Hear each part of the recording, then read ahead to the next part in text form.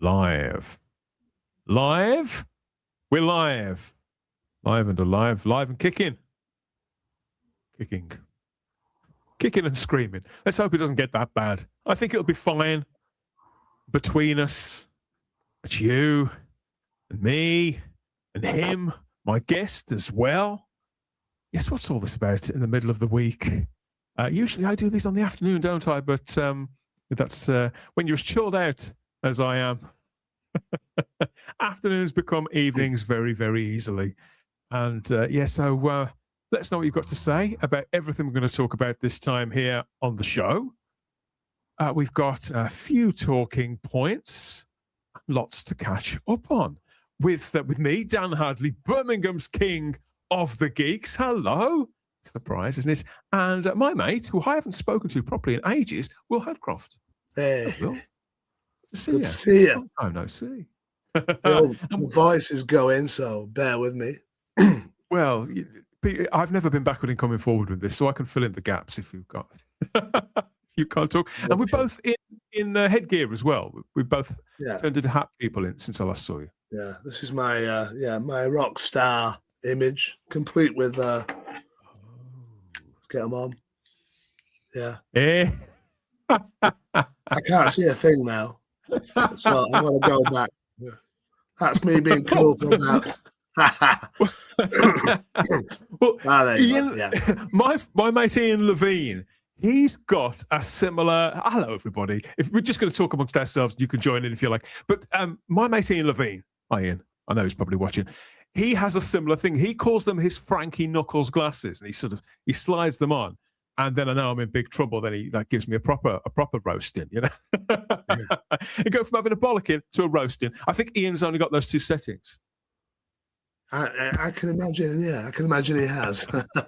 It's good to see you though. Well, I mean, I thought with my hat, it's simply to keep the cold off my hair, and also it's handy because if I have a bad hair day or I just want to rock this sort of style, that kind of thing. So it's a mixture of things with me. But you're suffering. You're not a well child, are you? At all? No. I've had this terrible head cold for a couple of weeks now, and it's one of those where you think it's going, and then it's back, and just cannot shift it. Yeah, like Robbie Williams, comes back just when you think he's gone for good. Just when you think he's gone. Yeah. Oh dear, yeah. So I'm really, really fond of this sort of chilled out vibe here, and a starry night with old Tom. I wonder what he's pondering. I think it's probably best we don't know, isn't it? Come to think of it. Yeah. His thoughts are his own. Leave it like that. Yeah, very, very. Yes. Speaking about thoughts, I mean, I can't keep my thoughts to myself. That's sort of what all this is about, really. Now and again, I think that some people, if they can't say something kind, they shouldn't really speak at all. This is what Doctor Who positivity had to say about me. Ooh. But now and again, it's been on the money. But you go and tell them what you think of that, by all means, and hit me back here, because how can they be like that when all we do here, Will, is talk about Doctor Who and related matters, and it sort of spins out from there, really. Like the TARDIS itself, we just go wherever we turn this thing on, the TARDIS tuner, and we see what we can find, what we can hear, and what the vibe is. But Doctor Who itself is really, really quiet at the moment, isn't it, Will? Yeah. Has it been on your mind much, or you've been doing other things? Well, it's not been on my mind a great deal in terms of a continuing thing. The Doctor Who as an entity, if you like, is on my mind a lot. I'm focusing on the old series mainly. But there's a great deal that happened post 2005. That's good quality stuff. And I've been watching a channel on YouTube. I think he might be called Just JP, gentleman in America, who's doing Doctor Who Fridays, and he's never seen it before, and he's in process of covering the first, the Christopher Eccleston season. I think he's got 2 more episodes to go. Yeah, because he did Boomtown last Friday. So he's gone into it completely fresh, knows nothing about it apart from a few basic things. You know, he's aware that the Doctor is played by different actors, and has been finding it out, really learning as has been going on. It's been very refreshing to watch that series through virgin eyes. You know, someone who really doesn't know it. He's aware that there's something called Daleks in it, but he's never really seen them. So when he got to the episode Dalek, it was a real eye-opener for him. So I've been really enjoying watching Eccleston and Billy Piper and that whole gang, and also renewing my appreciation for Russell T Davies the first time round, because things have got a bit muddied of late, but rewatching those episodes, most of them were written by Russell, and the guest writers like Paul Cornell and Mark Gatiss and Stephen Moffat. It's a real quality season, that, and I'm looking forward to seeing how JP deals with the parting of the ways, which is going to have to experience that in a couple of weeks. It'll be very interesting to see what he makes of the ending to that.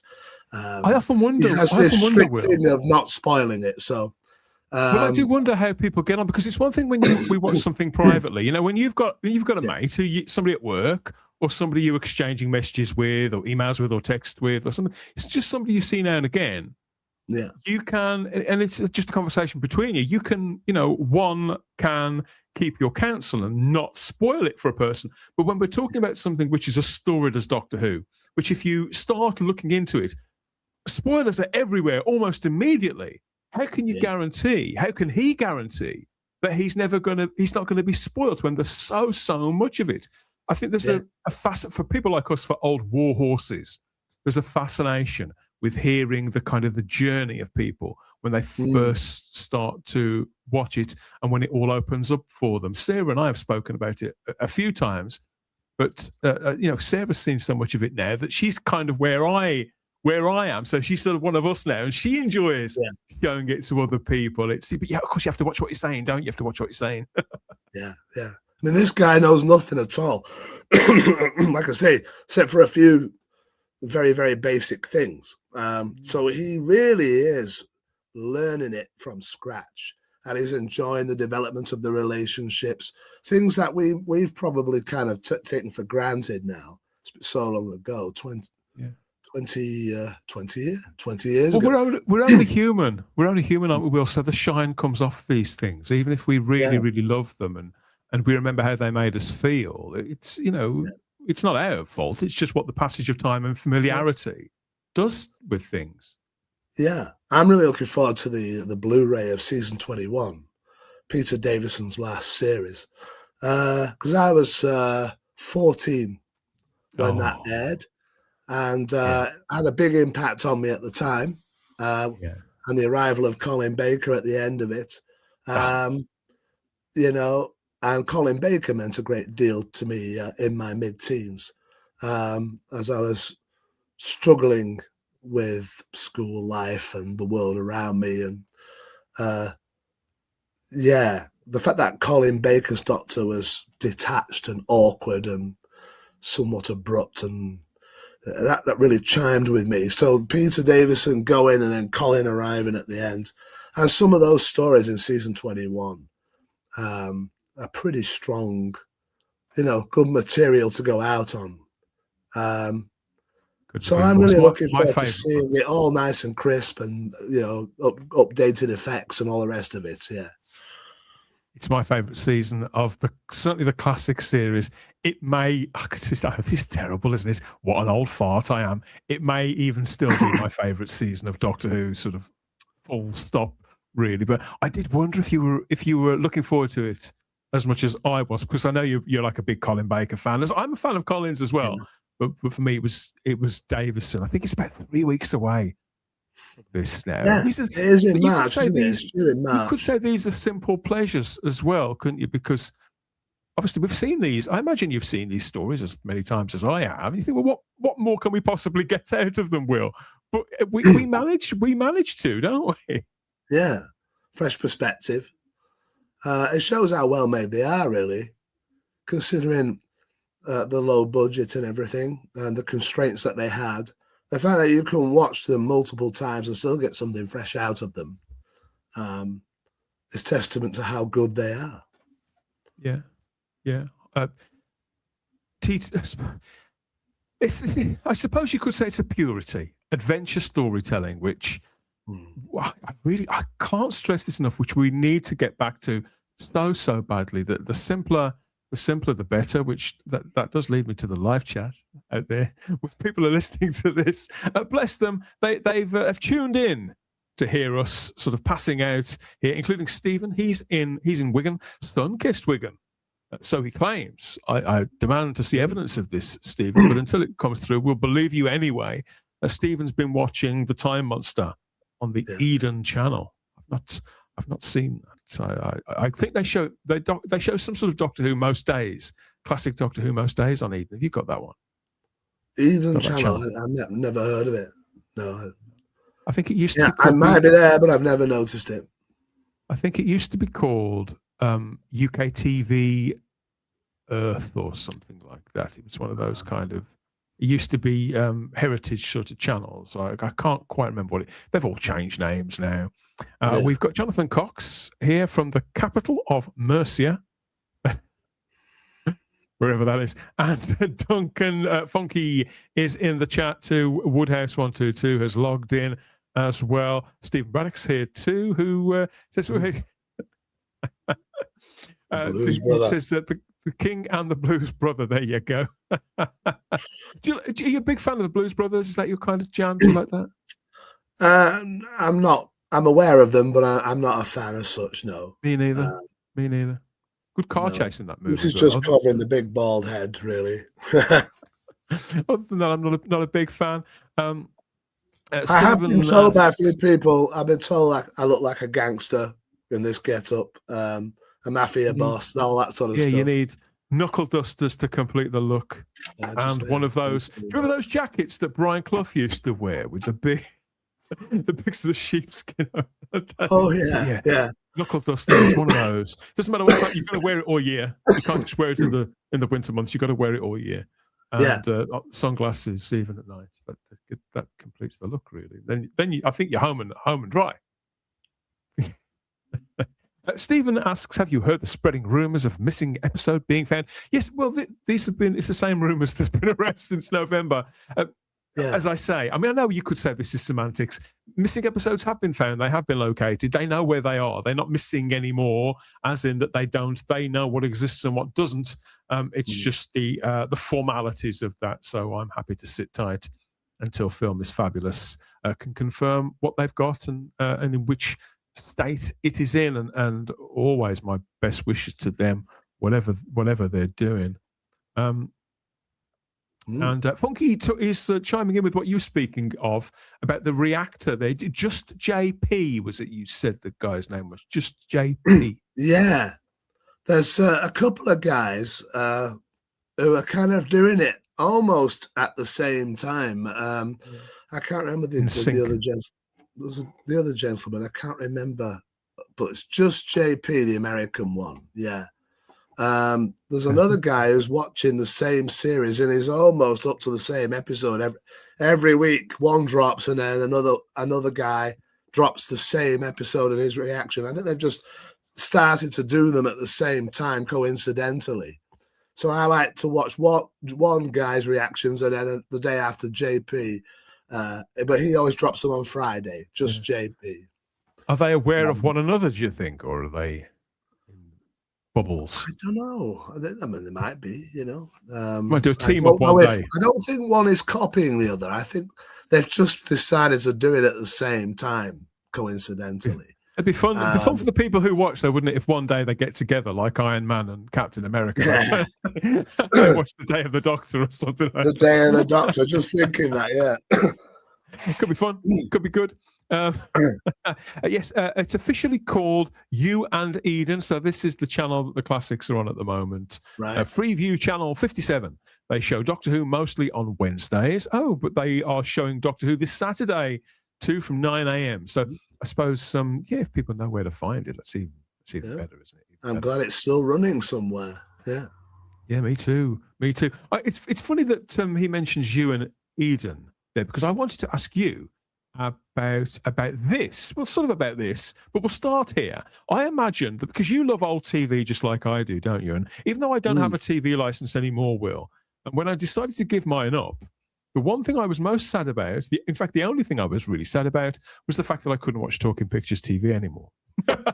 And because that was really the only thing I was gravitating towards, sort of archive TV, all that kind of thing. And they were showing an array of mostly sort of crime dramas. There wasn't much sort of geeky content, but crime and comedy, documentaries, and really old movies and things like that. Are you into? Do you watch those channels? Do you go back to that sort of material often, like 60s, 50s stuff even? I haven't done for a long time. I've seen things like where BBC Two will show a night of a particular decade or something, or maybe still do that? They'll pick up on programs that were on a Saturday night in a particular year. But that was a long time ago. I've not seen anything like that for a while. But if I ever do come across old programs like that, they do make me smile. There's a lot of nostalgia attached, because it's not just the programs themselves. If it's like an action thing, or anything that's set in the then present day, you get to see all the cars that people used to drive, how people used to dress. So you're not just getting a memory of the program and that you may have been a fan of, but also of the time in which they were made, when you were a child or a teenager. So there's that kind of kick as well that I enjoy from those kind of things. You get the flavour of the dynamic of the time, I suppose, don't you? Political dynamics up to a point, but I think it's the social sort of climate, the social niceties, the little things. I've just finished a rewatch of Some Others Do Have Them. I know. I know. So the last episode of that, the last proper episode, was made in 1978, and I'm there watching the show, and I still kind of fancy Michelle Doctrice, which is really weird. I've been fancying the same woman since I was 4. But watching those shows now, I'm there. I'm still taking in the performances, which are still spot on. Both Michelle and Michael Crawford, superb in that show. But what I'm looking at now is the things in the background, like bottles of tomato sauce or washing up liquid that are on the windowsill and things like that. I think, I remember that. I remember that. You know, so it's almost like stepping back in time. Yeah. And if something's in HD, if it's been remastered, it's like you can reach through your TV and touch it, Will. It's still so intoxicating. So whenever the last time I watched Spearhead from Space, and I'm just noting the cars and the way people are dressed, and the lady with the curlers in her hair and the headscarf, all that stuff. The further away we get from it in time, the more I notice that stuff in old dramas. Because of course I was born in 1970, so were you really? Those sort of styles were still there from my very early childhood, and the way people spoke to one another and dressed and everything. I can remember the world looking like that, from very early childhood. Yes, same to a lesser degree. We're flushing out the old war horses here to Ian's in the live chat. Ian Dears, of course, the one and only Type 40 royalty, Ian David Dears. All I do is watch old stuff. Most shows are full of WS. Have we been going for 15 minutes? Oh, I can say that word. Okay. So cheers, Ian. Yes, and we've got Big T in the live chat as well, who says Talking Pictures is available on demand, and therefore no TV license is needed. Another excellent channel is Classic British TV. I've not seen that one, but they've got Department S on. I've got that on Blu-ray. What a great show, Big T. Great show. Classic British TV. Well, I know that Talking Pictures have their own streaming service called Encore, Tony. Yeah. So I don't know. I mean, I know you wouldn't mislead me, but it's one of those things where I like to shoot a straight game. If I'm not paying for something, I don't use it. That it's that simple. So I can actually watch this stuff whenever I like. It's pretty easy to get around these things, but I just don't believe in doing that. But if they've got a streaming platform, I've tried to use it, but I find that it has a lot of buffering problems. So I don't use it, but I'll see if I'll read up on that, Tony. So thank you, because I would like to watch some more of that. It's an expanding market, and it's getting more and more serious, because it's now attracting the involvement of proper industry people like Stephen Moffat. And I wanted to ask you specifically about this, Will, in your capacity as not just a big old geek, but as a writer too, because you are a writer of some note, both published in print and audiobooks, obviously, as I know that people know. We're going to recap on some of that in a little while for the people who don't know. But Stephen Moffat, he's had some involvement with Doctor Who. He doesn't like to talk about it. But before, during, and after that, though, he's done so much else across all these different genres. And this is something that I know that you also try, different creative things.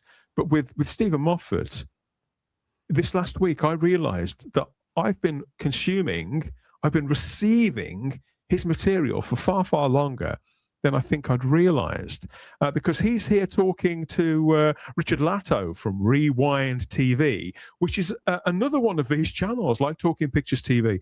This has sort of sprang up, and it's doing largely the same sort of thing, but it's got a slightly more attuned eye to the kind of audience that I believe we are, who will buy Blu-ray box sets and actually watch the special features. So they make supplementary content, which they put out on social media and all that kind of thing.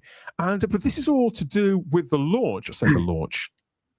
Can you have a launch of a show that's 37 years old? You sort of, because Rewind TV have started showing Press Gang. And this was the really popular, critically acclaimed children's drama series that was created and written by Stephen Moffat for children's ITV, and was originally screened between 1989 and 1993. Now, it focused on a group of teenagers who were running a junior newspaper, a local school newspaper, but it had a sort of balance of comedy and drama. Sharp, sort of Joss Whedon-style dialogue, and there were mature storylines as well. So about things that mattered, about things like homelessness and abuse and all that kind of thing. But now and again, it drifted into a kind of, I suppose, what we would now call genre bending, kind of culty TV. Looking back now, Stephen Moffat's fingerprints are all over this show, and although I've got it on DVD from years ago, it's getting this full repeat, all 5 seasons, all 40 odd episodes of this over on Rewind TV. So I wondered if you'd seen this, Will.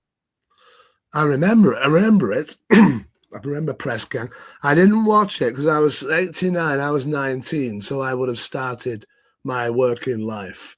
So I wouldn't have been around at 5:15 or whatever, on a weekday when this was on. But I'm aware of it, and I know that Stephen Moffat was the sort of driving force of it. And I'm aware of the kind of program it was. So I must have caught 1 or 2 of them back in the day. But as I say, I was by then working full time. So I wouldn't have been around for children's ITV. So I wasn't working, but I was leaving school and going to college, and so I was drifting away from children's TV too. So I didn't give this a second look. Same with Children's Hospital, Biker Grow. They were shows that were going to be for the next lot of kids. So I totally ignored this. And then gradually, when I was going to Doctor Who local groups, people were like nudging us and talking about this show. What about the one where this and that? And they think, and word sort of got around really that there was something more to this. And I think so. I think I started watching it about series 3, maybe even series 4. And then eventually I went back and got them on. I think I got some on video, like bootleg videos, and then on DVD when that became a thing. But when you go back, when you watch this now, you'll know what I mean. You can sense a writer. How old would Moffat have been then? So he'd have probably been about 25, 26 himself. and very young to be in the position that he was, sort of creating and running a show like this. But you can see him experimenting with all those different voices, all those genres, because it's not like he's all over the place with it, but it's comedy, drama, and although it's not sci-fi, it's definitely culty. So you've got all of those things. All of those things are in the mix. Some eccentric young actors, as they were then, people like Paul Reynolds, Julia Sawalha, and Dexter Fletcher in particular. But all of these actors, Maluka Christie at the back, and the gentleman on the back right, whose name I've forgotten. He's done lots. He's done EastEnders and Robin Hood and all sorts. They all went on to do the little things. It's such a great show, and you can see the connective tissue with everything that Moffat did afterwards. Stuff like Coupling, Joking Apart, Jekyll and Douglas's Cancelled are just 4 examples of Moffat's work. And I realised I followed the creative progression of this writer whilst he sort of weaved around. And I'll be honest, Will, it probably took me until Coupling when I knew for certain that he was a Doctor Who fan, because of the character who gets introduced in the final series of that, who walks around wearing a Doctor Who tank top. It's pretty much a dead giveaway. But you can track it back, because at the time I thought, well, there's no way that the writer of this slick, trendy show, this press gang, could possibly love Doctor Who, because nobody loves Doctor Who apart from me, is how I felt at the time. But of course he did, he does. He went on to cast 2 Doctors himself and lead a very successful era of the show, certainly creatively. But it all started with Press Gang, and I just wanted to shout about this a little, because it's still good. It's still fast-paced. It's still got attitude, but it's got that quality that we were speaking about a moment ago, Will, whereby you can tell it's shot in the late 80s and the early 90s. So now it reminds me of being at college whenever I go back and watch it. It was actually aimed at me without me realising it, I think, is what I'm getting round to. So this is well worth a watch if you've never seen it. I have the same experience with Grange Hill recently. Me and a relative decided we would watch the episodes that we recall mostly with fondness. I remember the very first episode and Tucker Jenkins and all that. But what I remember most fondly is Zamo and the drugs storyline, Just Say No, all that stuff, and that era, Roland Browning and all that. So we watched that, and what's he called? Mr. Bronson, played by Michael Sheard, and all those episodes, really. We watched about 2 seasons back to back. And that had that thing of, I can remember secondary school looking like this. I remember those desks. I remember the boards. I remember the partitions that made up sort of, they break a room into 2 by putting a false wall down. And I can remember school looking like that, and the way they spoke to one another and the things they spoke about. Very topical and very of its day, not just in terms of the way it was shot, but the things that were going on in it. A real throwback to my teenage years, Grange Hill. I really love watching those couple of seasons. I suppose the watchword, Will, is relevance. It felt relevant, not just to the individual who was watching it, but to the wider world around us, even domestically in the UK. It resisted lecturing. It told its story. And I do wonder how they'd got on if they were to attempt a show like that now. What would it be like? Because the last thing children need when they switch on the TV is more finger wagging. And I think that's probably where it would. Grange Hill, and I suspect Press Gang as well, they didn't speak down to the audience. Oh. It wasn't, this is for children. It was a very serious tone to it. There was humour in it, and there were funny characters in it. But when it dealt with serious things, it treated the viewer as an intelligent viewer, and would present a situation where you get it would be nuanced. You know, it wouldn't be, this is how you must think about this, and if you don't, you're a bigot. It wasn't like that at all. No. It was, here's a very complex situation which we are going to look into, and we're going to look at different aspects and the way this affects. And they would do it people over the entire series as well that year, wouldn't they? Yeah, So they would about 20 gradually episodes. unpeel how it was affecting one specific child, the people around them, their parents, for example, or their classmates. And it would play out, because that's also the nature of good storytelling, isn't it? Rounding something off in an effective way, which is going to leave people informed and entertained, as the cliche goes, rather than have it sort of go on and on and on. They really knew their craft, didn't they? They knew their audience. I remember, excuse me, I remember, what was it called? Take Two. It was like a sort of points of view thing. And someone was complaining. I think it was a parent or a teacher. Someone was complaining, should we really be feeding our kids this stuff, you know, talking about drugs, or one of the children has run away from home because he's getting treated very badly, and he's living in the school secretly. When everybody goes home, he's in the basement. And this person was saying, I don't think really you should be showing kids this stuff. And I think the script editor or the producer or somebody came on and said, you know, wait until the end of the series before you form your opinion, because this thread is running all the way through. It's not just something in episode 5 and then we're moving on to something else.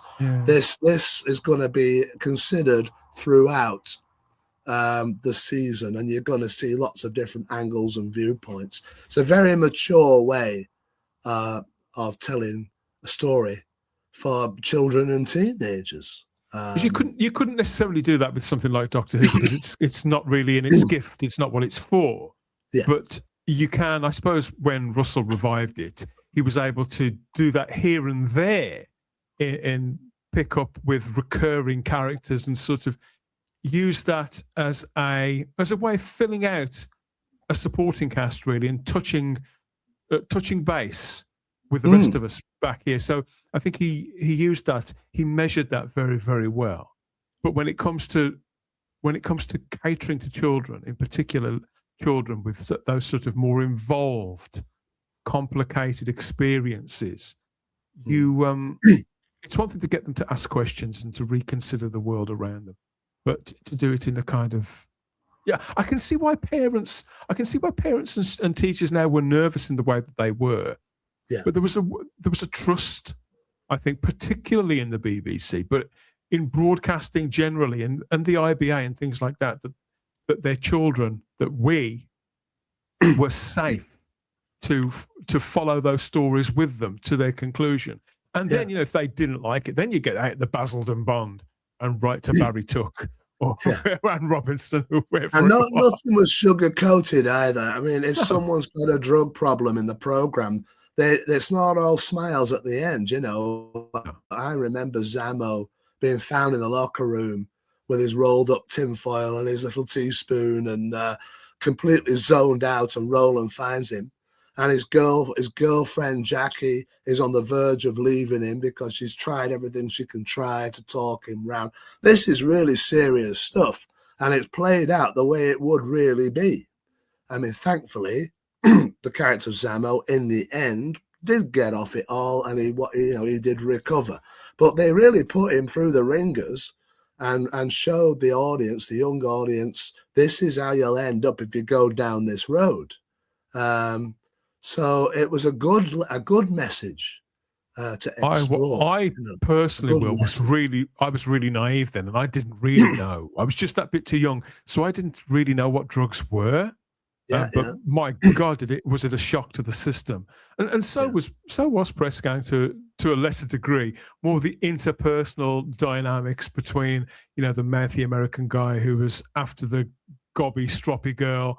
I do blame Julia Sawala in part for my obsession with dark-haired, dark-eyed, stroppy women. I think it may have all started with both her and Janet Fielding.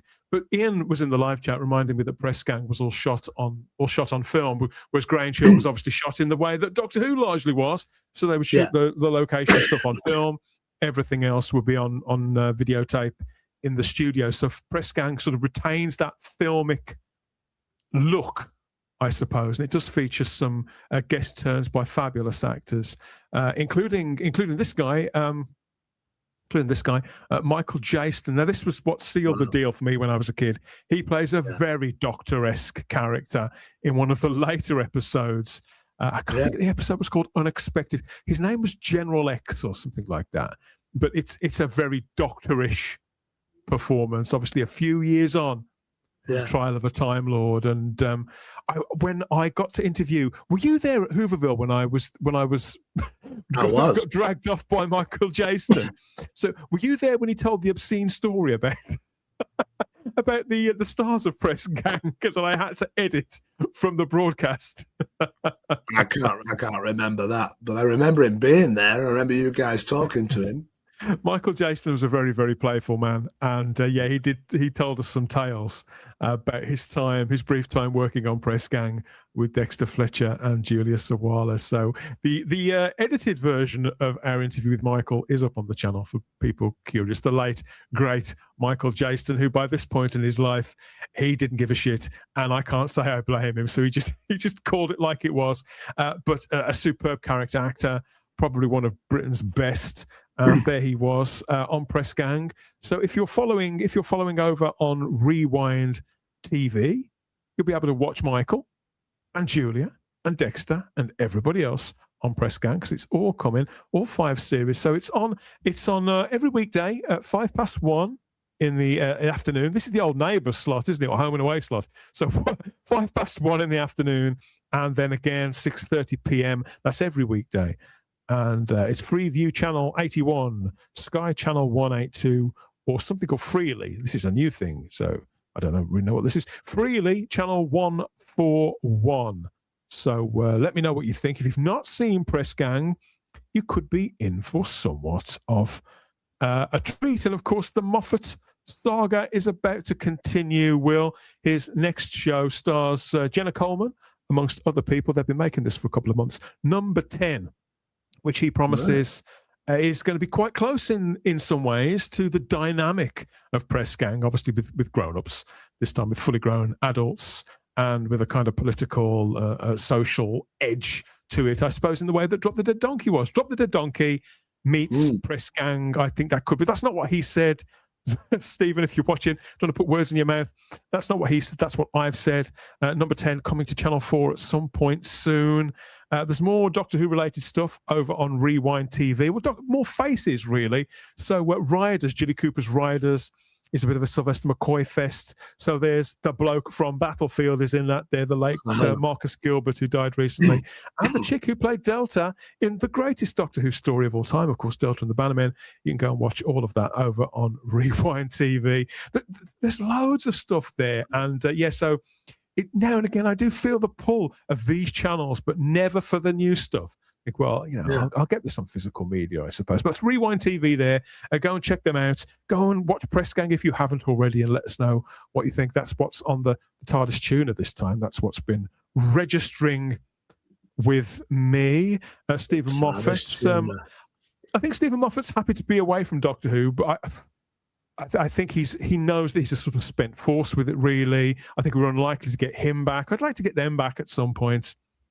I do miss Matt Smith, Karen Gillan, and Arthur Darvill in particular, Will. It was a great time looking back when Doctor Who was really relevant. And probably the best said about that.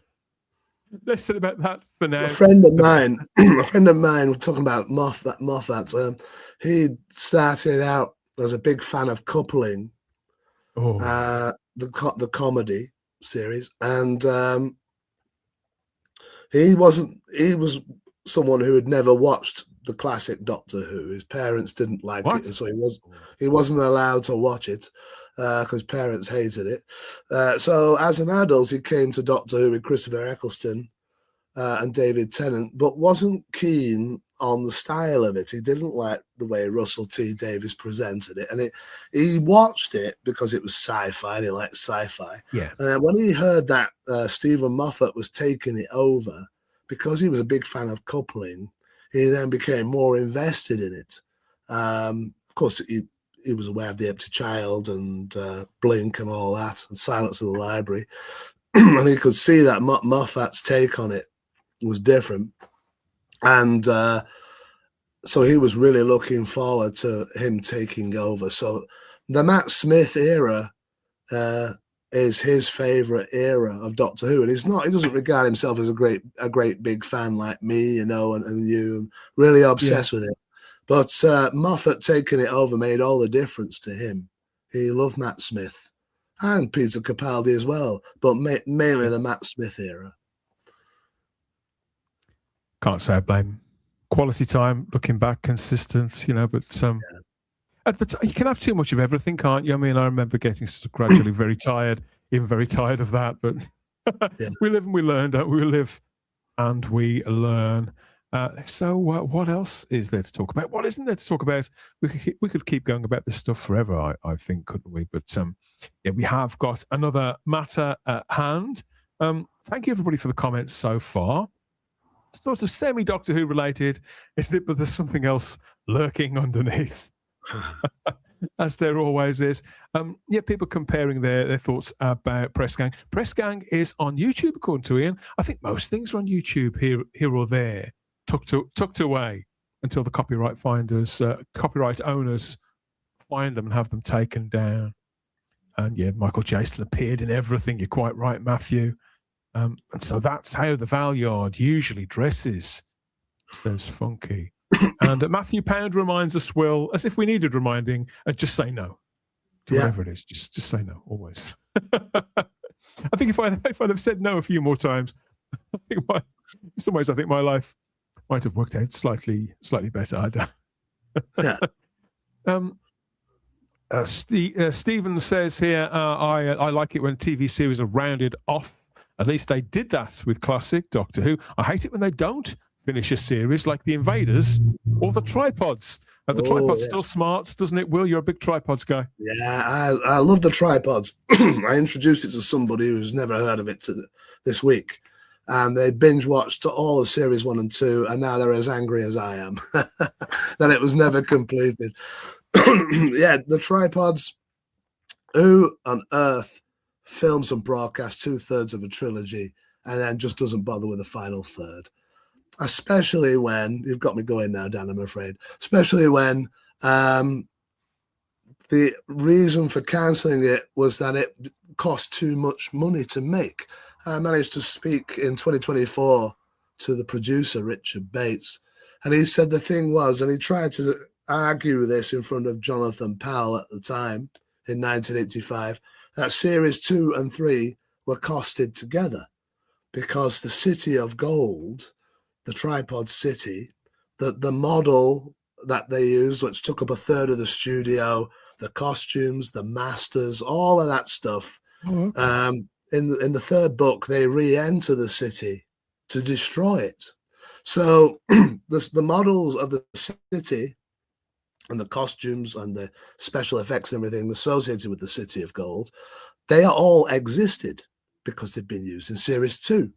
So had Series 3 been filmed, the BBC would have actually saved money because all that stuff was already there. So they actually threw money away by cancelling it. And then, of course, countries around the world are not so keen on buying a trilogy that's only 2/3 complete. So they shot themselves in the foot there as well. I mean, it was shown in other countries, but it never became a big hit anywhere because the final third isn't there. There's no ending. Doesn't matter how you look at it. It's always a bit of a strange one. That it's still smarts. The Tripods. I think we'll have to watch that again at some point. Bring back some memories. I think I've said this to you before, but I used to buy this magazine called Beeb, which was the BBC's version of Look In. Yeah, yeah. the Junior Radio Times, and they'd got a black and white comic strip of the tripods. Which I like the comic strip more than I like the show. To say the truth, Yeah. I've got to go back and watch If you it. watch, I recommend watching it, especially series 1, 2 episodes at a time.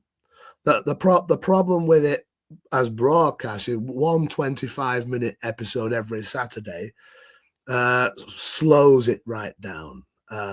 And especially if you're thinking it's called the tripods, so there's going to be all these tripods in it, and then you get to about episode 4 and think, actually, there was only a really good shot of a tripod in the first episode, and then a fleeting shot of one in the second episode, and then 3 and 4, you don't see them. And then you start to realize, because it's about people being brainwashed, really, by a mesh cap that's inserted in the head when they come of age. It's really a story about people being brainwashed and conditioned. And the tripods don't have to be physically there once the cap has been put in place, because every adult in the story becomes your enemy. If you decide you're not going to be capped and you're going to escape it and go and live in the mountains and get away from them, every adult in the story becomes your enemy. So you have to approach the series knowing that. And I, like you, was disappointed initially when I saw it. I was 14 when that was first shown. And then when you get to series 2 and they infiltrate the tripod city and you find out what's really going on and who the real enemy are. I spoke to one correspondent of mine, I've known him for 30 years, and he told me he never watched series 2 because series 1 was so boring and slow. He never watched series 2, so he's never seen the City of Gold episodes. But I remember enjoying ramps series it up 2 quite more. considerably. Yeah. Right now, I mean, at this moment in time, well, I won't lie, I'm starting to see the appeal, the idea of running away and living in the mountains. I'm still considering that. I mean, as it turns out, things get much worse in Britain. I'm considering digging a bunker in my back garden. But Right. I think if there were mountains, join you in the mountains when you get there. I'll meet you there with the flask and cheese and pickle sandwich there. I'll make you one up as well, and we'll see. Incidentally, Yes. Before we move on, if anybody wants to see me interviewing the cast of Series 1 of the Tripods, Who wouldn't? if you go on YouTube, 2089 AD is the channel you're looking for. 2089 AD, and you'll find 4 panels. These were recorded in 2024, the 40th anniversary of the Tripods. I interview the cast of Series 1, and then there are interviews of the producer, the guy who did all the music, Ken Freeman, and Series 2 cast as well. They're well worth watching. Half-hour interviews each. 2089 AD, the Tripods. Sounds good. Well, I'll pop the link in the description so people, for the straddlers or the people when they come in from the pub and they can't see straight, never mind type in that. So we'll make sure we get the link. Get the link in there somehow. Rianne says the Tripods was great. Then the BBC decided to put their money into Bugs. Bugs was years later. And that show was rubbish. Bugs was 10 years after that, mate. Ooh. Maybe they could remake the Tripods as a replacement for Doctor Who for Saturdays, suggests Stephen O'Neill. He's once bitten, twice shy. I mean, I don't know who owns... The reason it's not being remade by anybody is Disney own the rights and have done for a long time. I met John Christopher, the author of the books, real name Sam Yude.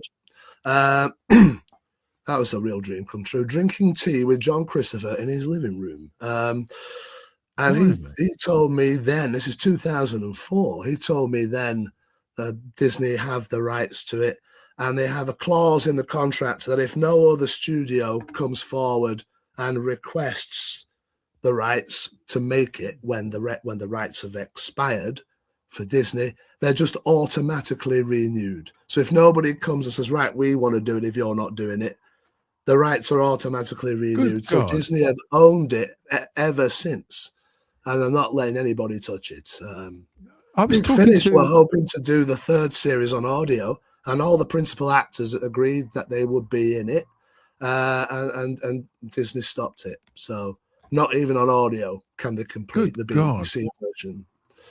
Well, I was talking to Robert Meyer Burnett about this. This is a couple of years ago, and he loved the tripods too. I don't know if he'd seen the BBC one, but it was the books. He's just a massive fan of the books. So I think he credited the books partially with his love of all sci-fi. I mean, sort of that. I think most people know Rob's a huge sort of Star Trek guy. So the three legs to his sort of sci-fi tripod were one was the tripods, the other was Star Trek. And I think it was the movie, I think it was Logan's Run, the original Logan's Run film from 1976, wasn't it, with Michael York and Jenny Agutter in it. So I think it was those three things sort of combined. But I think his mum used to read him passages from the tripods, like of all things to read a 7-8-year-old kid. But I remember being read, not the tripods, I was never read the tripods, but sort of fiction from that time. Yeah, out of hardback books from the 40s or the 50s. The books on the back, it says John Christopher's almost unbearably exciting trilogy, and I can say I've got them behind me. Excellent. I can say that the books are faster paced. The first one, The White Mountains. Those who remember series one might remember a sequence with a family who are harvesting grapes, and there's all these girls in it, and they're in it for about 3 episodes. The grape, there you go, the TV tie-in. The grape harvesting family aren't in the book. It runs a lot faster. The circus that you see in series 2 at the end of series 2, that's not in the book. There was a lot of padding to stretch it out on television. There's a BBC tripod there. That's quite a thick book. All three books, are in here. One. But this is, I mean, I suppose this is only the average size. You put all this together, it's only the average size of what a single Harry Potter book would be. So then they're slim books, really. I've got the ones as well. But when I saw this at a car boot sale, collecting all three, I thought, I've got to have that, because now I've got all 4 tripods book that ties into those shows from when I was a kid. Yeah, I'm a sucker for get down a tripods rabbit hole. Tripods rabbit hole. Yeah. They made a TV series of Logan's Run, but again, that was cancelled and never. God, all these grievances rising to the surface again after so many decades. Another rabbit hole. We simply haven't got the time to go down, Stephen, but because we're going to go somewhere else now. But the reason why Will's here, in fact, with something quite exciting, very different to talk about, that kind of ties into the theme, really, of the likes of Stephen Moffat being somewhat of a Renaissance man, I think. And Will, I think I'm starting to consider you to be in that bracket as well. But let's take a little bit of a break and then reconnect and get into the rest of it. But before that, words with another surprising Doctor Who fan. That sort of sci-fi was fantastic because it was very, very believable, I used to love Doctor Who. If you could kind of recommend some sci-fi genre horror films to kind of double bill with this film, what would you think would make kind of good companion pieces to watch alongside this? I'm not a huge sci-fi. I haven't seen a lot. Stanley Kubrick films and stuff, yes. That's going way, way back, Remember The Thing? Yeah. That was a scary movie. And I was brought up on Doctor Who, from 1963, 64, and that sort of sci-fi was fantastic because it was very, very believable, I used to love Doctor Who, Now counting for taste, is there, Will? Surprising to find Liam Neeson, of all people, was a Doctor Who fan quite recently. In that interview with the Radio Times, obviously the whole world knows that you're a Doctor Who fan, Will. Not only are you a regular conventioneer, you chat with me here, and you're active on social media where you talk about it, but you're also the author, the writer of these 2 very popular, very successful and well-reviewed titles in the BBC Audio Originals range, aren't you? So congratulations again on the success of both The Resurrection Plant and Dark contract. We've spoken about them at some length, particularly Resurrection Plant, haven't we? But you still have to pinch yourself, think, God, I did it. I did it. It's out there. Because people still must reach out to you and tell you how much they love these. Yeah, every time. One of them came up recently on my Facebook page, a reminder. And as soon as it came up, it would have been in Resurrection Plant. I just thought, oh, yeah. I spent all my teens and my adult life, really, thinking, I wish I could write one of these. I used to send scripts off to television, when it was on. I sent stuff to Andrew Cartmel and got a very polite and kind rejection letter, but also a copy of the writer's guidelines. And I should have been more appreciative of Andrew Cartmel looking back, because he didn't have to do that. And I was very critical of a couple of stories in the McCoy era. So he could have said, get lost, or he could have just ignored me. But instead it was, thank. So I basically say, the stuff you're doing is rubbish. Please make my story.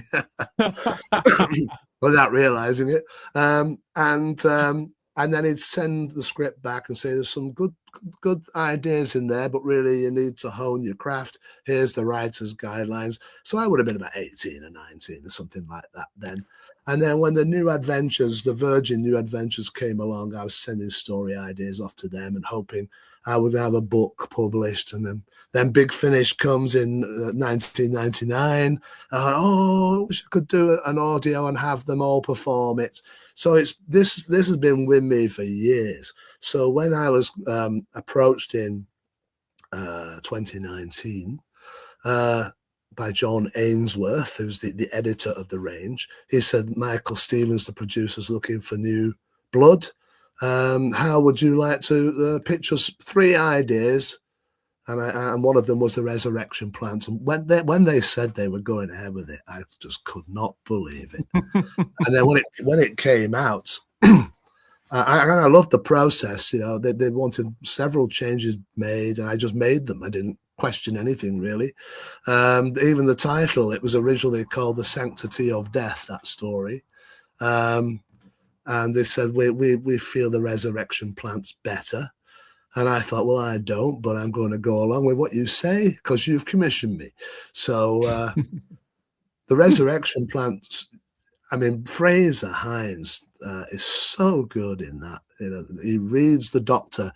His impersonation of Patrick Troughton is bang on, but then, of course, he is Jamie as well. So when you hear him say Jamie's lines, it's Jamie. David Rucroft, who did the sound design, because that story is very much a sort of industrial revolution sort of vibe. It's on another planet, but it has that industrial vibe to it. And David Rucroft created the background sounds for it and really captures that atmosphere of a place that's like that, where people are worked to death, quite literally worked to death and resurrected and then worked to death again and round and round and round. That's why I wanted to call it the Sanctity of Death, because the sanctity of life no longer had any meaning for these people. So every time that pops up, I wasn't so keen on the Jodie logo at the time, but even that's grown on me, actually, because it's no longer the logo. It belongs to a particular era. And I think, I don't mind that now. I don't mind that logo. Well, I always associate it more with the Blu-ray box sets of the classic series. Now I have to say, although your second release did feature the kind of the diamond logo without the diamond, but it's free. Yeah. The diamond is still, we still see it, don't we, when we see this orientation of the logo and this fabulous artwork from Lee Johnson. I love that. Yeah, the artwork is. I love it. When I first saw that, I thought, oh, yeah, that's going to grace my CD. It's so attractive. So evocative. There's so many little hints in the background of what's going on in that story. I remember you saying when you first saw it, what is that green thing that Adric is holding? And I thought, right, that shows the artwork is doing its job. Because your eye goes right there immediately. It's very nicely done. the colours are nicely balanced. It's all very beautifully sort of arranged. Speaking as someone who works in this sector, yeah, I appreciate that completely. Matthew Waterhouse as well. Oh, the reading is so much better than I mean, I knew he was good, but he really brought it to life. He had voices for all the different characters. He had Peter Davison off to a T, and it's very difficult to impersonate the Fifth Doctor because he doesn't really have any mannerisms in the way that Tom Baker or John Pertwee would, or Sylvester McCoy. You know, it's I don't want to say he's bland, but it's a very restrained performance from Peter Davison. Yeah. But he does have this kind of breathlessness, the way he speaks like that. And Matthew Waterhouse nailed it. You know, you can visualize the Fifth Doctor as Matthew is reading his dialogue. And he also paid me a great compliment because the story is a Dickensian tale with a bit of science fiction in it. And I'd gone to some length to look into the workhouses sort of situation, the Charles Dickens sort of world of workhouses and people living a hard life, but also sort of the gentry and the aristocracy elements as well. And I'd devoured, when was it on? Early 2000s, Bleak House. Remember Bleak House, where they did a version of it that was like a soap opera? Half-hour episodes. Yeah, the one that was. I can't remember who wrote that now. Who adapted it? It was the guy. Was it Andrew Davies? Yeah, that's right. It's the bloke who did everything. Andrew Davies. Yeah. Yeah, the bloke who did everything. Yeah, there were lots of famous people in it. Gillian Anderson. I just wanted the flavour of the dialogue, so I devoured that just so I could get how people speak. But Matthew Waterhouse, when it came out, it was very complimentary of the fact that it wasn't a sort of cartoony Dickensian world, you know, or it wasn't like a musical, or it wasn't lightweight. He could see in the story the lengths I'd gone to get it to feel authentic, whilst at the same time being a Doctor Who adventure. So I'm very proud of that Matthew rated so highly. Well, both of these are still available, aren't they, Will, as both CDs and digitally? So if people haven't heard them, they can get them. They can either get them on the shelf or onto their players in their lives, in their ears, and everything else. Fabulous stuff. But you could say that was very much an ambition realised, wasn't it, for you? But you haven't stood still. This is what I like about you. I never know what you've got coming up next. And then I spoke to you a few days ago. You told me about your latest project. It's another CD, another release, but of a completely different kind. You've released is this your first album that's come out in the last week or so?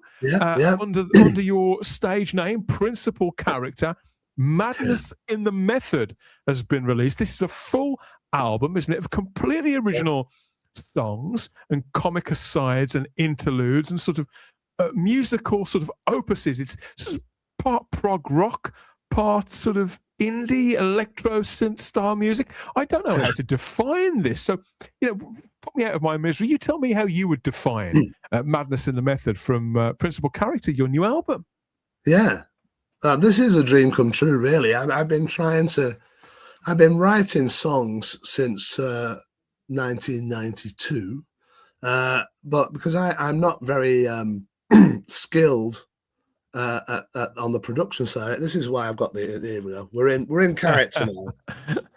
There we are. This is this is why I'm being told I look like a gangster. So on the front cover there, that's me there on the billboard, looking down at the Audi as it crashes into the speed camera.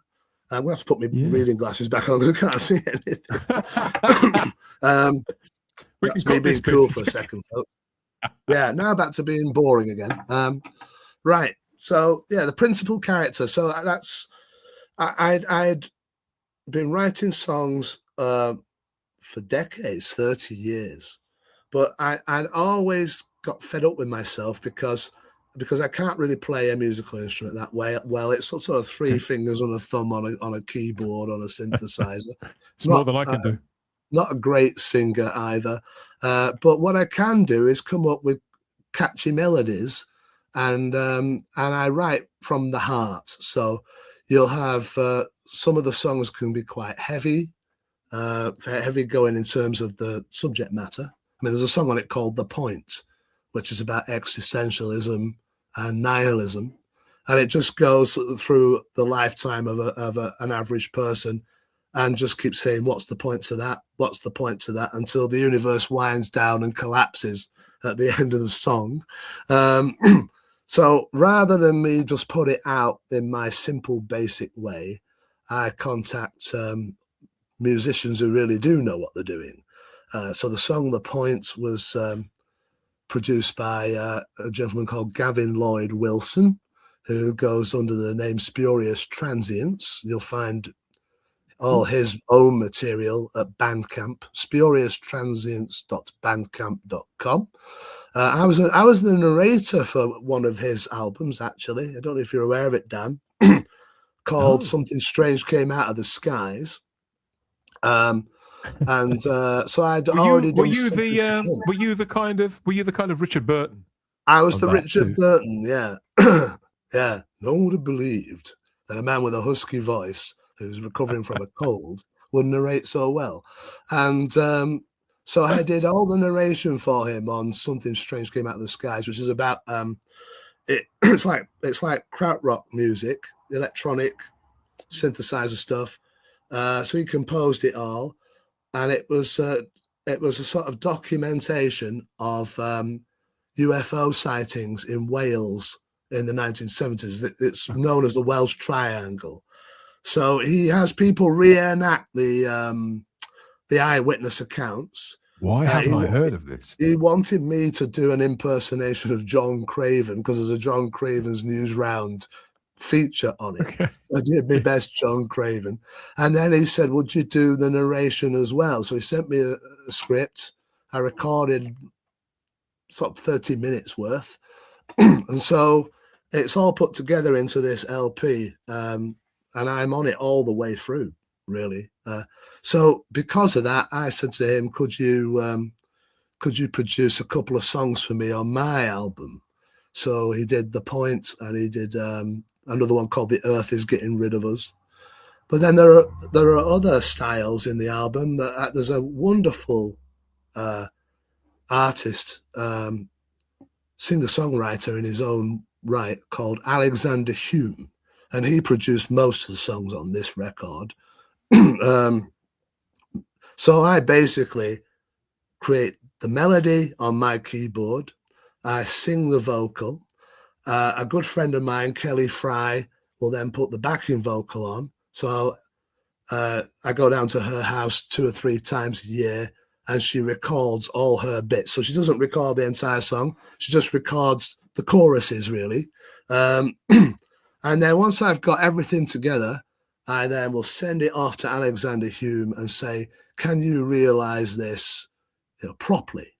So he will either take what I've done and enhance it with guitar and keyboard playing of his own and then remix it all, or he'll completely remake the song from scratch. Most of the songs on Madness in the Method are completely remade. So it's my melody, my words, my voice, Kelly's voice, but all the instrumentation is Alexander Hume.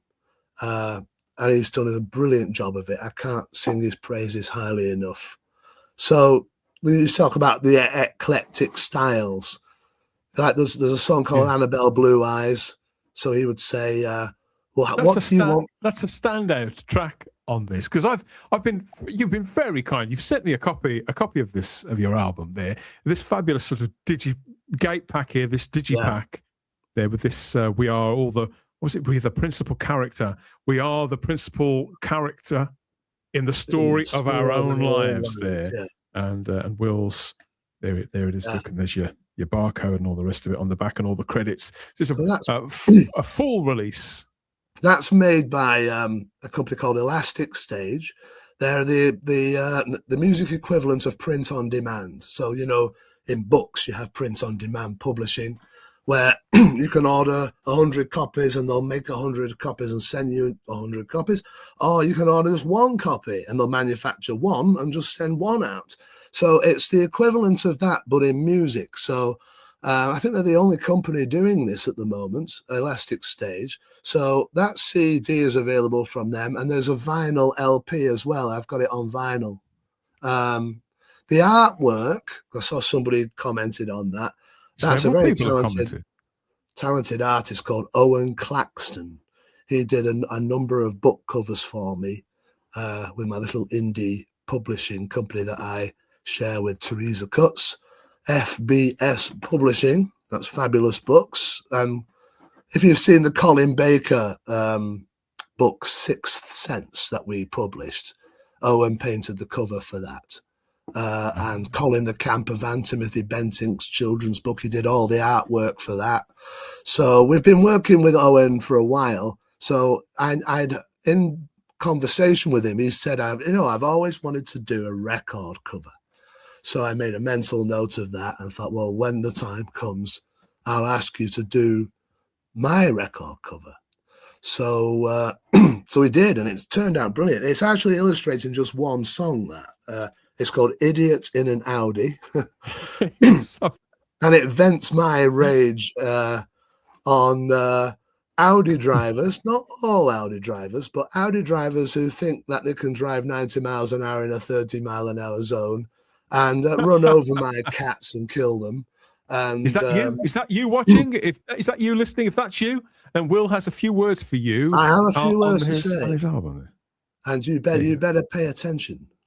So maybe that should have been right. You touch on this album because I've played this over the last 2 or 3 days, and you touch on things like this on road rage, on environmental matters, on mundanity in some respects, on having a crush on somebody on the telly, little things in the corners of all our lives, and I had so much fun listening to this. I mean, when your mate tells you that he's written a short story or that he's recorded a song or something like that, you think, oh God. You know, more often than not, you think, oh, what have I agreed to listen to? But this is, I have to say, Will, I have to congratulate you on this. This is a real achievement. It's a delightful listen. And some of the topics, some of the themes, you can see there are things that mean something to you. I don't think I'd realised that you were the environmentalist that you may be. There's a lot of those little things like that recur. And it surprised me that some of your musical influences in there. You know, I love 80s synth and kind of Gary Newman, Human League, and all that kind of thing. And all of that is in there too. But I think what sort of really runs through it all is the flavour of the Northeast, of where you have lived your whole life, isn't it? So it's Northwest. Northwest, the Northwest. In Bolton. So the kind of the put up the wrong picture. But that kind of idiosyncratic way of looking at the world, particular to those who are raised in a part of the country. Yeah. My wife, when you said earlier, how would you classify it?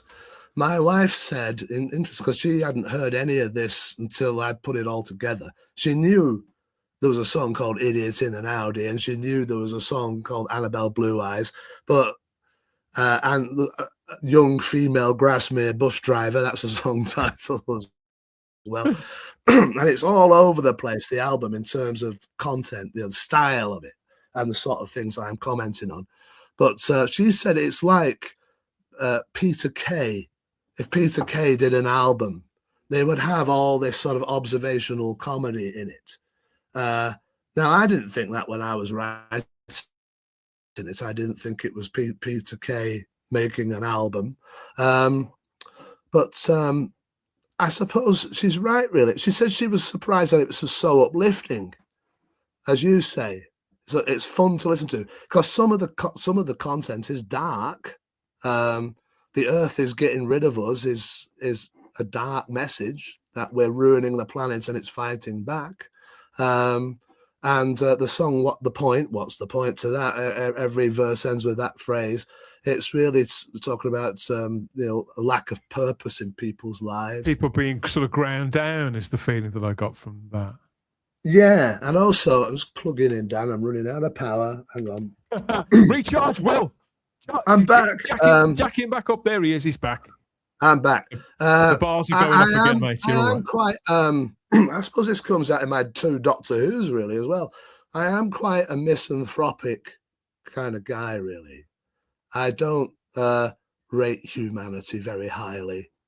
And I do have this, it's going to get dark and serious for a minute now. I do have this feeling that haunts me all the time that if we were erased, humanity was erased, that might be no bad thing for the earth and the animals and the atmosphere and so on and so on. So that kind of bleeds through into the songs. I mean, Idiot in an Audi, when you play it, you'll be laughing all the way through it. But I was quite angry when I wrote it. I was frustrated that I'd almost been run off the road by someone. It comes across. Well, it does come across in the lyrics, but in the way that it's performed, the time in between writing it and performing it, I get the impression that that some processing had happened, and that's how you come out with this album, which is uplifting. There's one particular track which will be of interest to sci-fi fans. I looked down the track listing of this, and I was thinking, what's this and what's that? And I saw one called Div, and I thought, and I don't know if you'd even call this a song, because it's like it's less than 2 minutes, this thing, but it's about you taking time off work to go and see a Star Trek movie.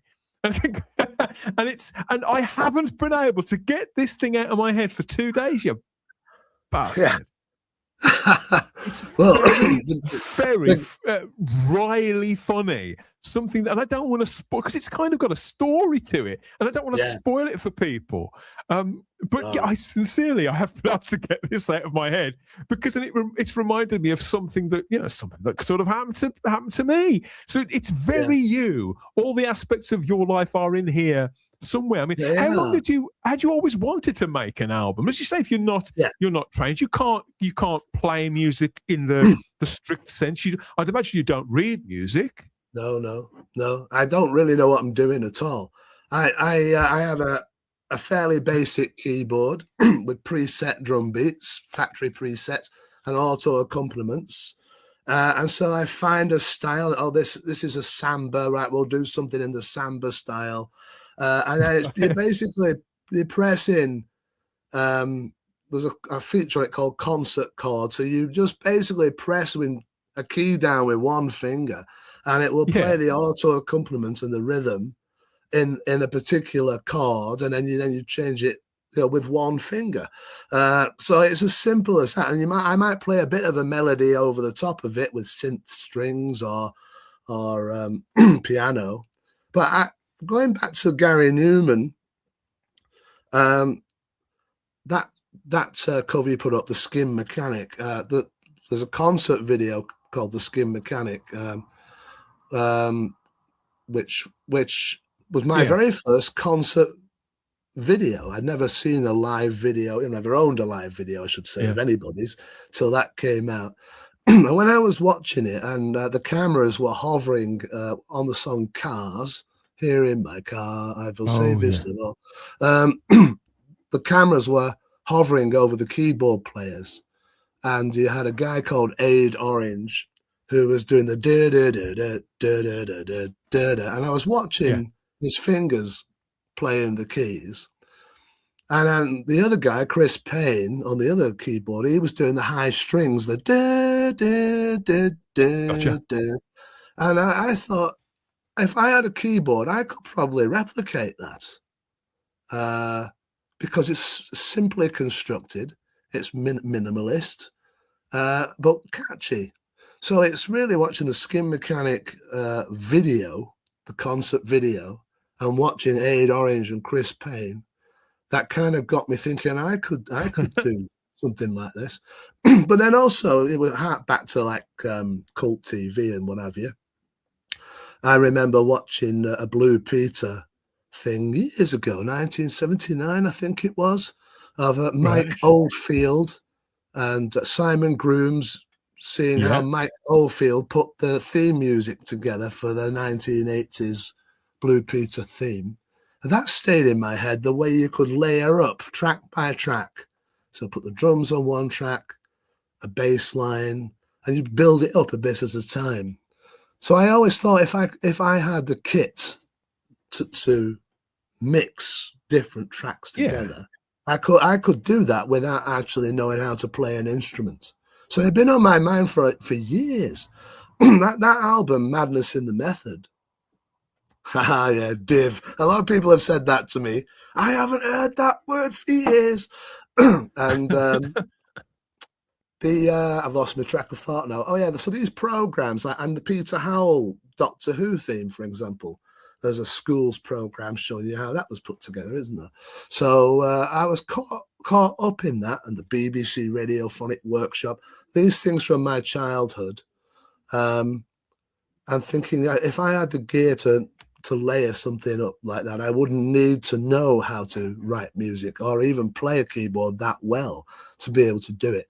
So Madness in the Method, for all you guys, is my kind of debut album. For me, I think it's my 7th or 8th, actually. There are several albums that I've made prior to this that I've never seen the light of day, because I've never had access to proper musicians before, you see. This is the first time I've been able to get it realized in a way that's not embarrassing to play to other people. And I'm very happy with it. I couldn't be happier. And that artwork there, I sent the entire album off to Owen Claxton, the artist, and said, I'm not going to give you any brief. Just listen to all this and you come up with an idea for the cover. And he just went for the song Idiots in an Audi. So there's the cat jumping out of the way. I did have a cat killed by a speeding car, because I live on a country road, fairly quiet. As soon as they get away from the town, they're putting the foot down, off up into the moors. Yeah. And that billboard picture originally on his original sketch was just a blonde-haired woman looking down, like an advert, And I said, why not instead of the woman, why not have me looking down and passing judgment? So I sent him some pictures off of me dressed up as Leonard Cohen. And that's why I'm wearing the glasses and the trilby, really. It's an attempt at looking like Leonard Cohen. I was going to ask about your influences, because I had picked up on a kind of Leonard Cohen vibe to it.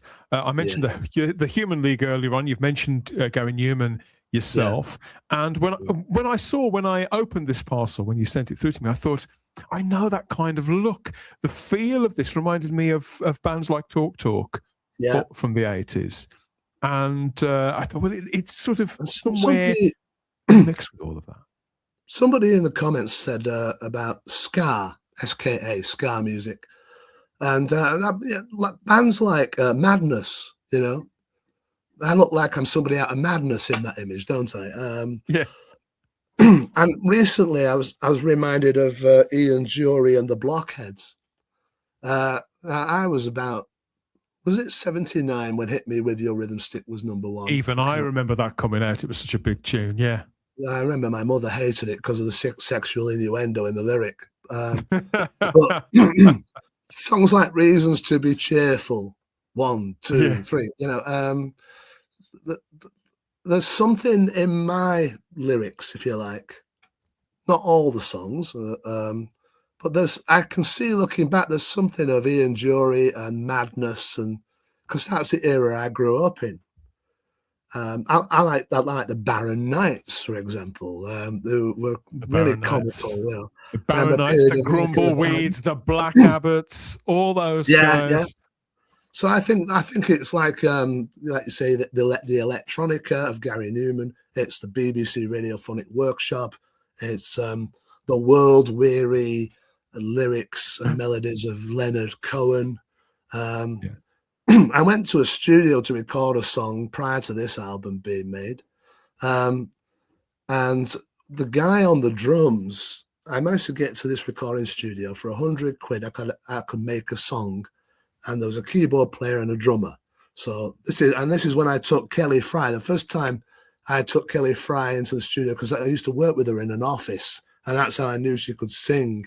She printed something up and went to the printer to get it, and I could hear her singing to herself. And I thought, if I ever make an album or do anything like that, I must get Kelly on the vocal. So this is in 2007, and I made a song in a studio and asked Kelly if she'd do the backing vocal on it. And you can find this on YouTube.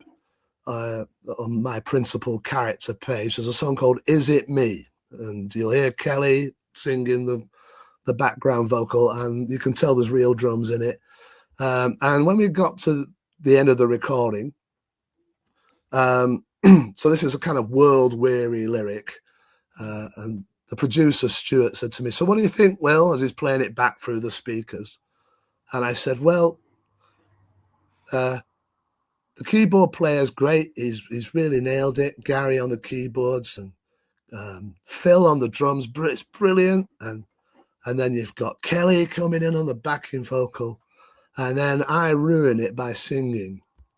And I really was not happy at all with how I was sounding.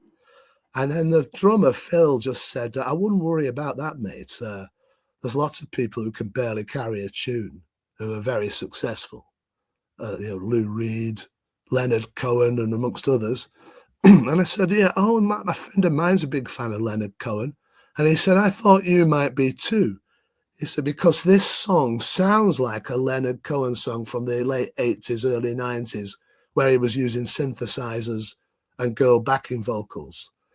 Songs like First We Take Manhattan," and I don't know if you're aware of that one. No. It's very synthy. It sounds like the Pet Shop Boys musically. And then you get this real deep, gravelly voice. "They sentenced me to 20 years of boredom." Yeah, he always sounded like he smoked about 60 a day, didn't he? Yeah, he probably did. But so then when I was being compared to Leonard Cohen, I went out and bought the album I'm Your Man that has First We Take Manhattan on it. And I became a massive fan of Leonard Cohen there on. Really? So you do hear the Leonard influence. There's a song on Madness in the Method called Corona Dale, which is actually about the pandemic. My wife had gone into hospital March 2020, and she'd broken her ankle. And I had to watch the news at home and all these stories of people going into hospital and sometimes not coming out. You know what I mean? Yeah. They'd be going in for a routine operation, and then the COVID thing was happening at the same time. And so I was sort of contemplating what if that was to happen to me.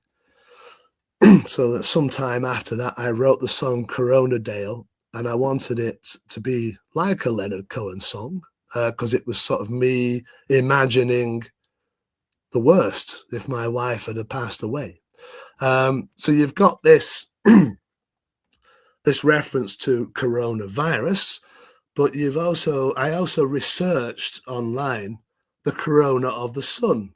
I'd gone out on this lovely March day, blue sky, wall to wall blue sky, and the sun was shining. I could feel it on my face. And I thought, well, this is the other corona. You've got the coronavirus, and then you've got the corona of the sun, that which we depend upon to live. So I melded the two concepts together in the lyric. So when you listen to it, you'll pick up scientific jargon in the lyric. There's a line that says, "Dark filaments, the quiet night, Coulomb logarithm, when will you be home?" And I don't know what these phrases mean. I just went to this website. I went to this website about the corona of the sun and just with a highlighter pen picked out strange phrases and threw them all in. So it sounds very deep and poetic. But, Will, you're one of the most modest people I know. I don't know what it means. But it works very well with the song. You're too honest, mate. You're too honest. Alex. Stephen in the chat watching on YouTube says, "Will, listening to the type of songs and topics Will has chosen reminds me very much of the type of diverse subjects Madness used to do." And he's even put you a little sort of shades emoji there at the end of his missive there. So people have picked up on it, I think. So people have heard this very evidently. People talking about your Bad Manners is another group who were banned from around the time. Isn't it? And I think if people can listen to it and get out whatever it is that they want to, they need to, or see or read in it, that's a good thing too, isn't it? Because that's not in your control. All you can do is sort of record the things, write the things that you want to say, and perform it in the way that you can, and then put it out there. I suppose the process is the same as it is with the writing of the fiction to some extent. I mean, was this for you or for anyone in particular, or what? Because you say you've put together other albums before, but why this one and why now? Why did you feel the push to do this particularly now? It's really simple, really. It's the fact that I had access to musicians who could really play and I could afford them. So I began writing, the first song on it is called What's All That About? And I was going to, my stepdaughter had cancer. She was in her early 40s, I think. She did pass away from it. So I was going to Christie Hospital, which is a specialist cancer treatment place. And I was stood outside the hospital. I'm not passing judgment on anybody here, but I was seeing smokers stood outside who were patients of the hospital, and they'd have a chemo drip going into one hand and they were holding a cigarette in the other. And there's just something about that got me. The duality of it. Yeah, they've got going in one hand something that will hopefully cure them of the cancer, and in the other something that's got cancer-causing agents in it, and they're ingesting it while they're being cured. And I just had the line, chemo drip in one hand, cigarette in the other, what's all that about? So that became the first line of the first song on this album. So that was 2018. That's when it started. And then I started thinking of other sort of contradictions and conundrums and absurdities in life, and just packed the song with more and more of them. And then I'd gone for a pub lunch with my family some months after, and found this young man with his guitar and his foot station, and creating rhythms by banging his guitar and then doing a bass line, and they were being added and layered, and then he would sing, and he was doing it all on his own. Alexander Hume, and he made his own album called Back of the Pack, and I bought that for £5. And then I just said, do you produce for other people? If I was to send you original songs, could you enhance them and remix them and send them back, for a fee? And he said, yeah. And since then, 2018, 2019, thereabouts, I've been working with Alexander Hume doing that. Gavin Lloyd Wilson, who I spoke about before, Spurious Transients. And then another young man called Sam Jefferson. He's a blues guitarist, and he's been doing some stuff for me as well. So once I was inspired, once I was getting the songs back and thinking, blimey, these sound like proper records. This is what I've been trying to do all these years. So then it became, right, it's got to be an album. And I had a notepad with loads of ideas, and I'm always jotting stuff down. And some of the things are obscure, like the song Div, for example. My friend who that's about, when I played that to him, he said, of all the things you could write about me, and you wrote that. But then there are other things like you say, having a crush on a TV newsreader, Annabelle Blue Eyes, who's Annabelle Tiffin in the Northwest, BBC Northwest. When Carol, my wife Carol, and I went to Grasmere, we getting on this double-decker bus in Grasmere, and there's a woman who looks like she's about 18 or 19 driving the bus, and she sounds like a 50-year-old. All right, love, where you going? Or all this sort of thing, coming out of this like very young woman with a brown ponytail, and driving a double-decker bus, weaving it round these really narrow roads. I thought I wouldn't be able to drive a flipping transit van down there, never mind a double-decker. So that became a little too. I think girls like that, They look like a member of Little Mix, but they sound like Phyllis from Coronation Street. Yeah. So I send that off to, I record 2 verses and a little bit for Kelly to do, send it off to Alex, and he says, I hear this as a country song. So I say, all right then, let's have it. And a month later, it comes back with banjo in it and all sorts of stuff. And it sounds like a country song. So I feel very lucky to have found these guys who can make me sound so much better than I would if I was doing it on my own. So I'm now working on more material. I'm working my way backwards as well. I want to, my very early stuff, I want to get all that enhanced and out. Now I have the means to do it. Yeah. I'd never heard of, I love the song, Annabelle Blue Eyes. I thought that was fabulous. But obviously, because we've all got different sort of hosts all over the country, I'd not heard of the lady in question. This is you with Annabelle Tiffin, is it? Yeah, Annabelle Tiffin. If you're watching, looking tremendous, sunshine yellow there in the obviously out in the rain. It was raining in the northwest for a change.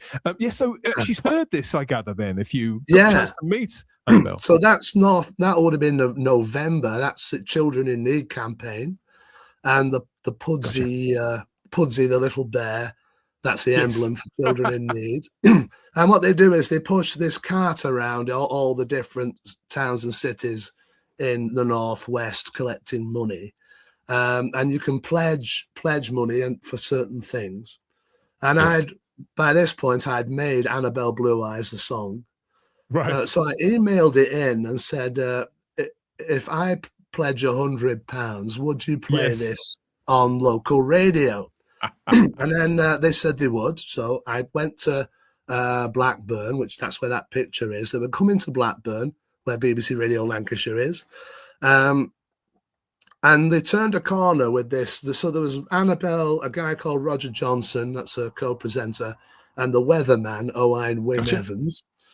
And when she saw me standing on the pavement, she just suddenly went, "Well," like this, and I wasn't expecting her to recognize me, so she must have looked me up, and to know what I look like, and she just walked straight across, and we started talking, and then her co-star Roger came over, and she said, he said, "Have you ever been in the BBC News offices at Media City in Salford?" I said, "No." He said, "Well, it's like a 3-tier building, an open office, and so you've got 3 levels going up."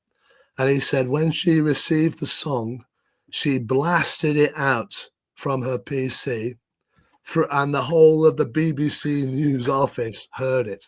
And people were looking up like this, wondering where it was coming from on the lower tiers of the building. So I was very, very pleased to know that. And they had cameras on us, so that this would go out on Northwest Tonight, and we all sang the chorus in the street. Annabelle, Roger, and the weatherman Owain and me, and they caught it on camera, and it went out on Northwest Tonight. So I was thrilled with that, and that was about 5 years ago. This record has taken a long time to get together, because the other musicians, they have their own music going on. They have their families, they have their day jobs. And because I can't afford to keep paying out, for every song over and over. I could have had this record made in a year if I'd have had the talent to do everything myself, or if I'd have had the money to pay people. So it's just taken all this time, very gradually putting it together song by song until we've got I think there are 16 tracks on it, but there are 14 songs, and some of them are quite short, so it sounds like there's a lot there, but in terms of listening time, there's about 40 minutes worth. Does Annabelle get a copy? Does she get a complimentary copy like I did? Oh, she'll be getting a complimentary copy. I've ordered a load of them for people who've contributed to it, and Annabelle will get one through the post when I've got it. So if people want to hear this, Will, what's the best way they can get to hear it, get to sample some of it maybe, and then order it? Because they can buy it track by track or the whole album, can't they? It's Bandcamp it is. So it's Principal Character. So it's not Principal L-E, it's Principal A-L. Principal Character .bandcamp.com, and you'll find the album there, Madness in the Method. You can buy the whole thing for £9, or I think the tracks individually are £1.50 each, I think. So if you don't like all of it, just get the ones you do like. If you want it on CD or vinyl LP, then it's elasticStage.com/principal character. At the time of recording this, I've been told there's something's going on at Elastic Stage. Something's gone wrong. So to keep going back. They're trying to fix it. Keep going back if you want the physical version. The LP looks great. There's madness in their method as well. It's like, but I'm sure it'll get sorted out. I mean, I suppose if I've got one more question really about your ambitions in this area, is to take it back to over there, to Doctor Who. I've noticed Peter Capaldi out there touring at present, small venues. Would you ever perform Madness in the Method or select tracks live? Could you put a set together, maybe get out there and give them if there's enough demand for it, certainly. Obviously, I'm going to have to hire people to play the music because I can't do it. But if there was demand, it would be great to hire a small place and do a set. So we'll see. We'll see how it goes. That's it. Show him his boss. Give him a good idea. So that's what. Yes, though. Just to recap, this is Will's new album, Madness in the Method by Principal Character. That's your stage name, isn't it? Principal Character. Yeah. It is very kind of Neil Tennant, isn't it? So I didn't want it to be. I didn't want to put an album out under my own name because I'm very aware. I'm all too aware that without the contributions of the other people, Kelly on vocals, and then those musicians I've named, Alex and Gavin and Sam, it really wouldn't sound any good at all. So I thought, really, we should have a name for an ensemble, a group. And the title Principal Character, I've been listening to interviews with actors and writers and so on. And every so often you will hear somebody say, really, when you think about it, we're all the principal character in the story of our own lives. We're all the star of our own show. So I thought, well, that would be a great band name, that, because it means me singularly. I am the principal character of all these songs, but as a band, we are the principal character. So that's where that comes from. The album title, it's not because it's not autobiographical as such, is it? But it's about real experience and things that a lot of people would have related to. Yeah, well, a lot of it is me, but also it's observational. I mean, there's one song on it that's not about me at all. I heard about somebody's situation and I wrote about it as though it was me, but I'm really relating somebody else's situation. So you'll listen to that song and think, blimey, what happened to him? And it's not about me at all. The title of the album, I don't know if the phrase method in the madness is known outside of the UK, but certainly in the north of England, you'll hear people say, hey, there's method in me madness. All the time. And I heard somebody say that and thought, well, in my case, there's madness in the method. And then I had the light bulb moment.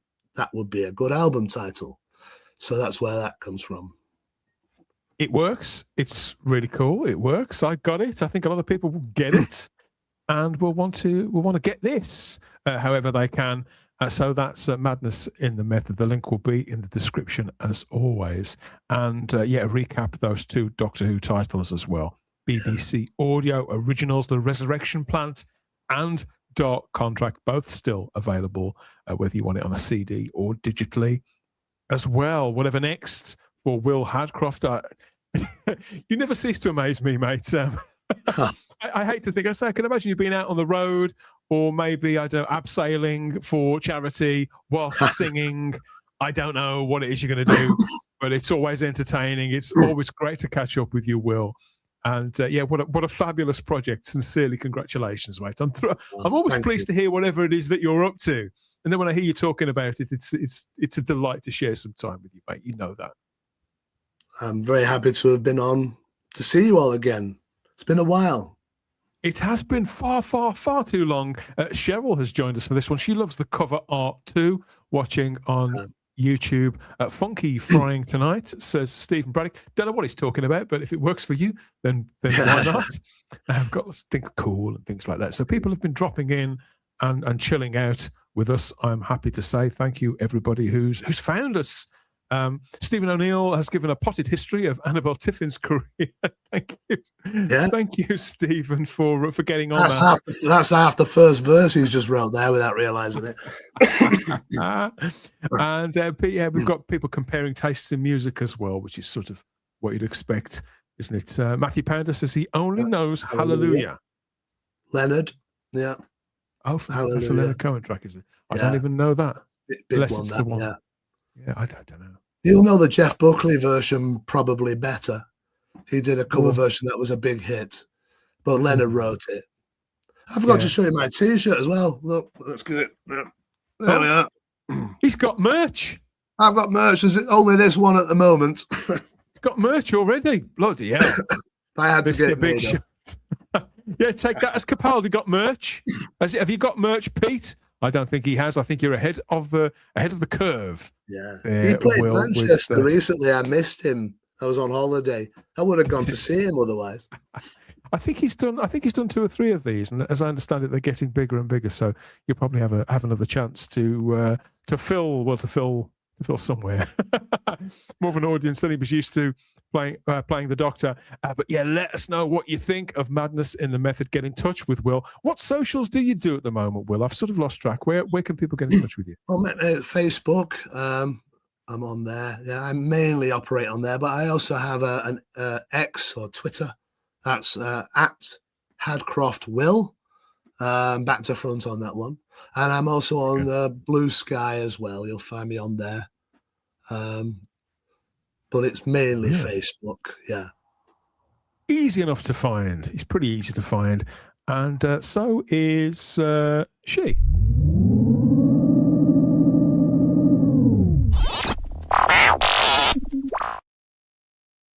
Oh, I've never written her. Maybe that's where I've gone wrong, Will. I've never written her a song, have I, Mandip Gill? That's probably where I've gone wrong the whole time. But there's still time, though. I'll get scribbling.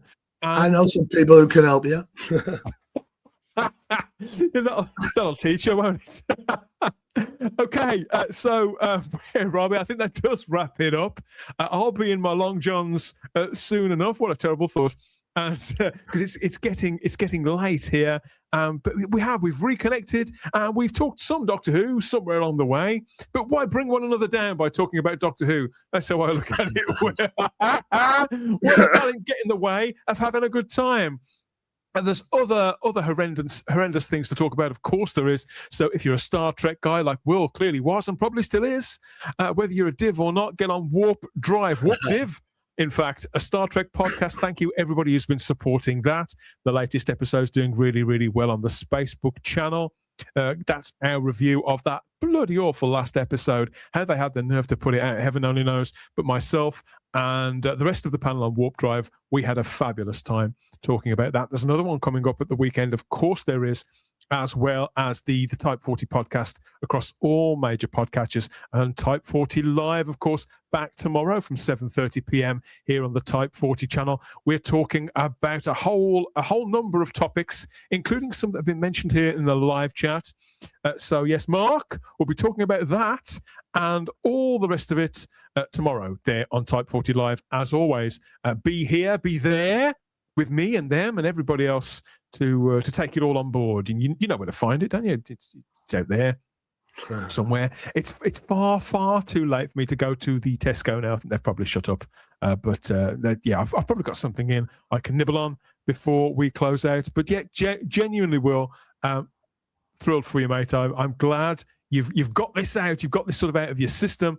But knowing you, I suspect a follow-up, more madness will be on the way at some point in the future. But until then, Guaranteed. Good luck with the album. We'll do as much as we can to sort of push it out there for people to hear it. There'll be links in the description and everything else. And just keep me informed of whatever it is that you're doing next. Now and again, we'll talk about some Doctor Who if we absolutely have to. How's that sound? If we must. So cheers again, Will, and everybody who's been watching and listening to this latest chilled out conversation. Back for more Type 40 next time tomorrow, as of time of recording. Get on that for Type 40 Live. But until then, the pubs. Is it last orders? Have I missed it? I think I might have done. You can't have everything, can you? See you later. Bye bye. Good night, everybody.